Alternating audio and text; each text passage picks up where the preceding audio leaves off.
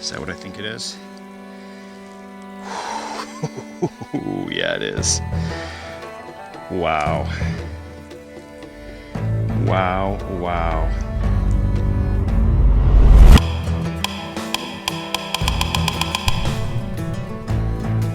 Well, hey folks, my name is Brad. If you happen to be new to my videos, I explore the mountains of Vermont searching for treasure with my metal detector. And today I hiked for quite a while to reach my absolute favorite type of place to metal detect. Right behind the camera over here is an old stone foundation from a building that was here in colonial times, right up until the American Revolution. So there's absolutely no telling what we're going to find in the ground today. Now, if this happens to be one of the first of my videos that you've seen, I publish one of these every single Friday. So if you like what you see here today, consider hitting that subscribe button or just come on back next Friday. I'm gonna get that metal detector turned on and see what we can find. All right, we have a very nice target right here. It's an 86. Well, it's out. Ooh, I think that's a coin. It's always so surprising to me, way up here in the mountains, seemingly in the middle of nowhere, there's just old coins sitting in the ground, waiting to be found. This one, as we look it over, it's not in great shape, unfortunately. I do believe I can make out a left-facing bust of what is very likely a British king. I think I can see a Roman numeral 2 up in this right-hand corner here, which would tell us that it's George II of Britain, a British copper coin, which, you know, makes sense based on what I know about this place and certainly what it looks like.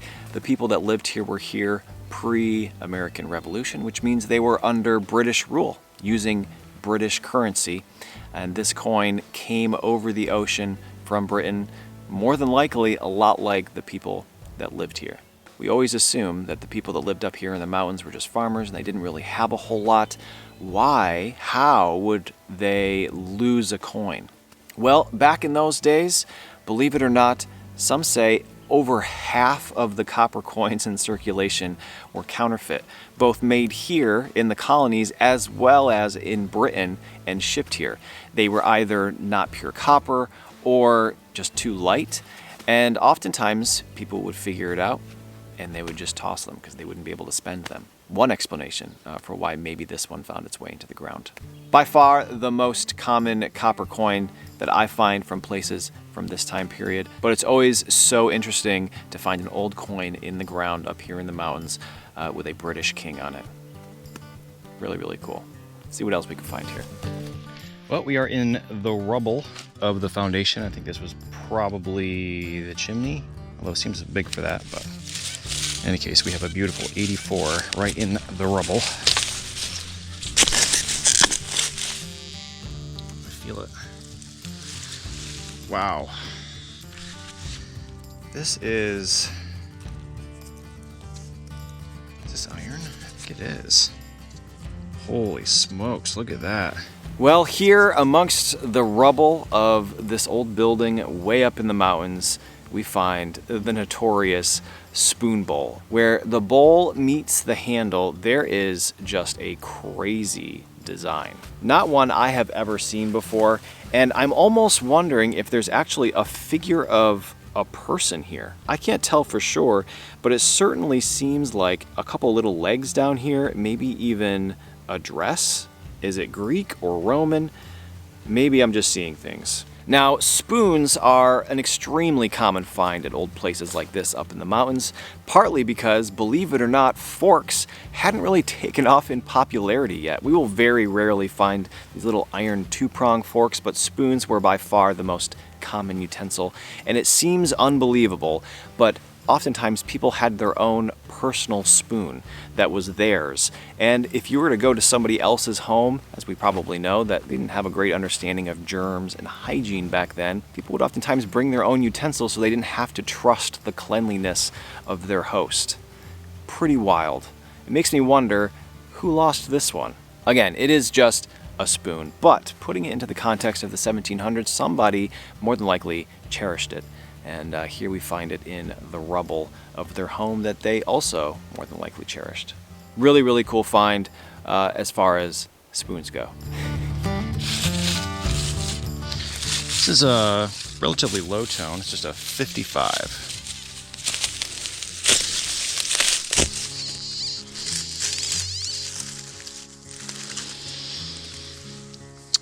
Ooh, wow. We know what that is. Well, it certainly seems like everywhere I go, I find one of these. This is, of course, the colonial shoebuckle. One of my favorite things to find, especially at old stone foundations up in the mountains in the forests. Now, this one, unfortunately, is broken. We only have less than half of it, but we can tell that it is a shoebuckle, and we do actually have a really nice little design on here. Now, oftentimes, the material that these buckles are made out of can tell you a little bit about the people that owned them. Iron, which would be a lower quality material for buckles, could be worn by farmers living up in the mountain. And we have brass in the middle, and then silver at the top of the range, worn by the fanciest of gentlemen and ladies. This one, though, is brass, but these shoe buckles were oftentimes interchangeable. Maybe they would wear their iron ones while working on the farm and then put on their nicer, pretty brass ones while going down into town, possibly to church. I probably find these broken 10 to 1. And, we speculate why. The best reason I've come up with is people putting their feet into stirrups. Obviously, riding horses would have been an everyday part of life back then. It's not unusual to find more pieces of the same one or even more at the same place. Let's keep looking.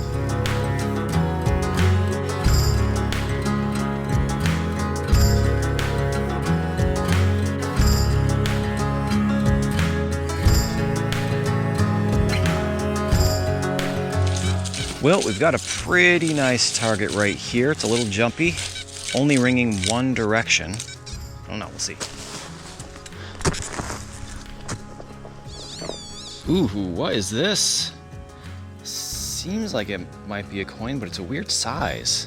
Well, I am not quite sure what we have here.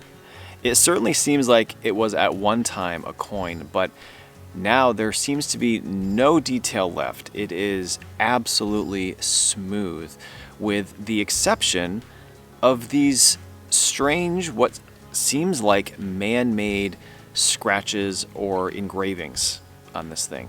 It doesn't even really seem to be a recognizable design, maybe a triangle with some extra lines here. I'm not quite sure, but it certainly seems like it was done on purpose. Now, the size seems like it is wrong to be another halfpenny like that George II that we found earlier, but it was a halfpenny. They also did have pennies in circulation that were bigger. I've actually never found a British penny here in New England. I have found a Canadian penny before, and I realized right away that it was much larger. The thing that I just found is just subtly larger. We can see here compared to that George II. So the question is, what is it and what was its purpose? I am stumped. I don't know. Let me know what you think. I do absolutely think that it was a coin at one time, but what it is now, I don't have any idea. Pretty cool find though. All right, we have a really nice high tone here, relatively high. 84, sounds beautiful.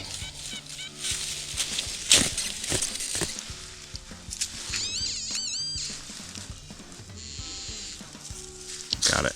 Is that what I think it is? Yeah, it is. Wow. Well, I say it pretty much every time I metal detect an old colonial stone foundation up in the mountains. The things that we predominantly find are buttons, buckles, and coins. And what we have here is another variety of colonial buckle. We found that shoe buckle earlier. This one is an absolutely beautiful kneebuckle. And it is complete. We have both the forks here that would have punctured a little strap of cloth, and we have the chape back here. Unfortunately, it is seized in place in the most precarious position possible. I'm not even going to attempt to make it sit flat like it would have at the knee of a colonial gentleman's breeches or breeches that they wore back then.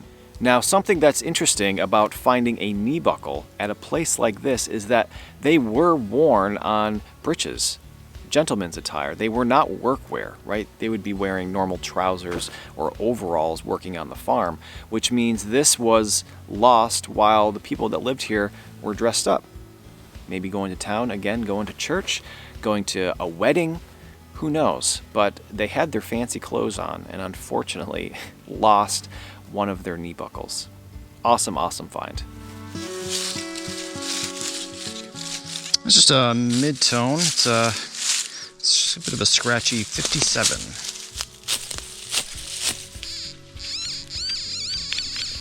See it? Looks like I missed a little bit.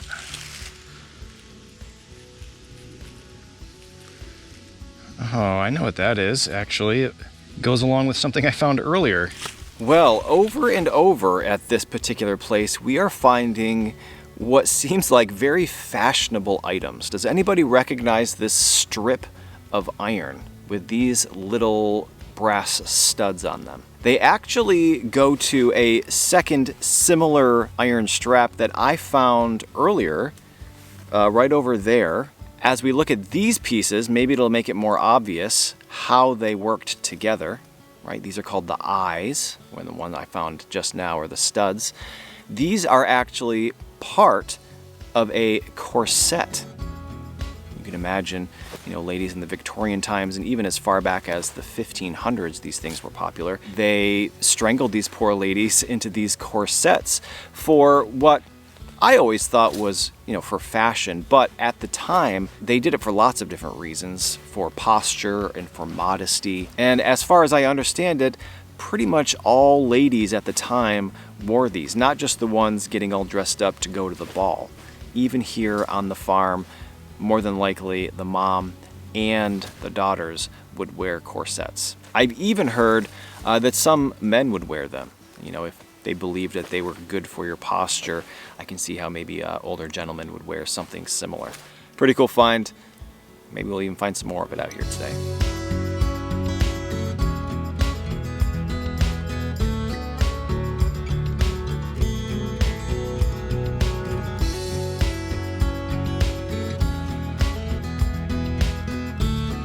I always try to check the closest road to these old home sites. So I'm standing in right now, clearly used for logging fairly recently. The beautiful 89 right in the middle of the road. Aluminum? Aluminum. Studboy. Well, I don't think that's colonial. Studboy. Anybody know what Studboy means? Somebody's nickname? We've got a high tone here, 86. It's a little bit irony sounding though, so we'll see.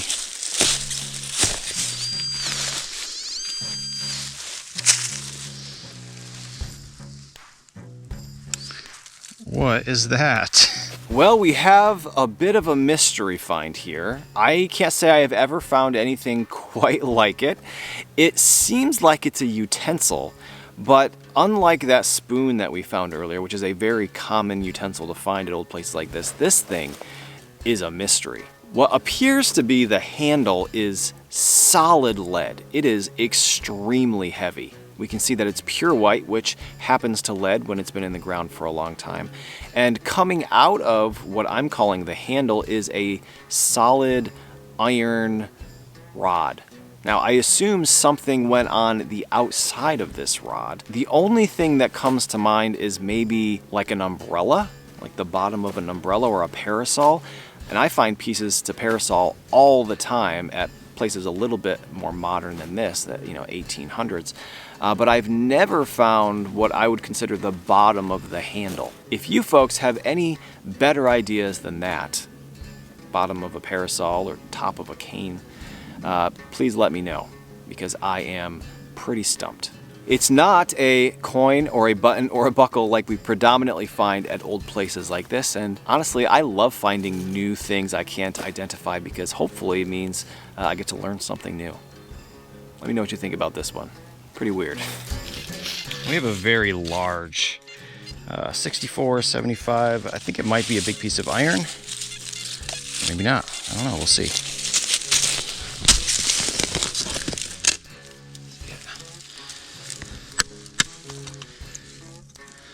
Believe that is part of a hoe, a broken hoe. Very pitted, oxidized. But that's an old farm tool, makes sense being here. Part of everyday life. Common find on farms like this. GoPro stop record. GoPro stop record. GoPro stop record. Well, we are possibly in an old road. It's hard to tell. It was a road at some point over the last few hundred years, but we are right next to a stone wall. We've got a beautiful 87. Let's see.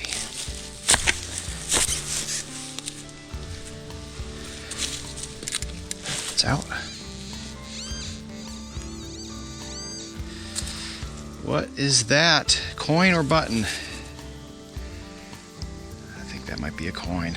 I always try to metal detect in the road in front of the foundation. You have to imagine they were riding horses and wagons. Things must have fell out of their pockets all the time. And this time it seemed to have paid off because we did find another coin here. As we brush this off and give it a little bit of a spray, we can once again see Britannia. And on the other side, we have what looks like King George II. He's facing left, although we do not see the Roman numeral 2 up in the top right-hand corner. It's hard to see, but it says Connect, C-O-N-N-E-C. This is a Connecticut state copper coin.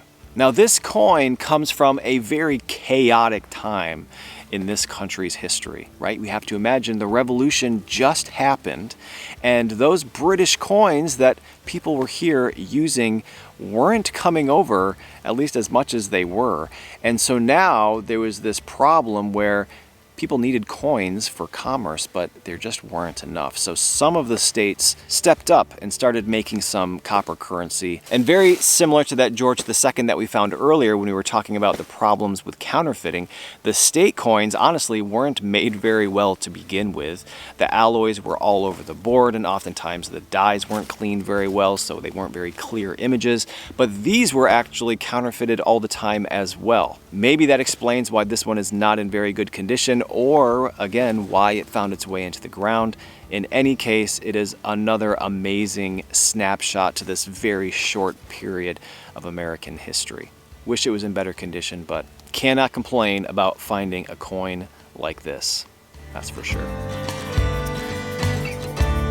All right, folks, well, we have made it to the end of the day here, and as is pretty usual with these old colonial cellars way up in the mountains, finds were relatively slim. You might not have been able to tell from the video, but I got here about 9 a.m. and it is almost 5 o'clock. We have a fairly small pile of treasures, but there's virtually zero modern trash, more modern than, 1820.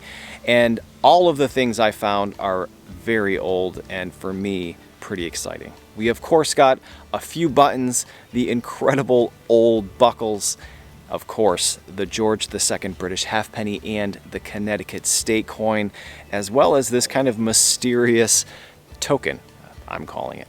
Awesome day. I hope you enjoyed today's video, and hopefully you'll join me next Friday for another new adventure somewhere up here in the mountains of Vermont.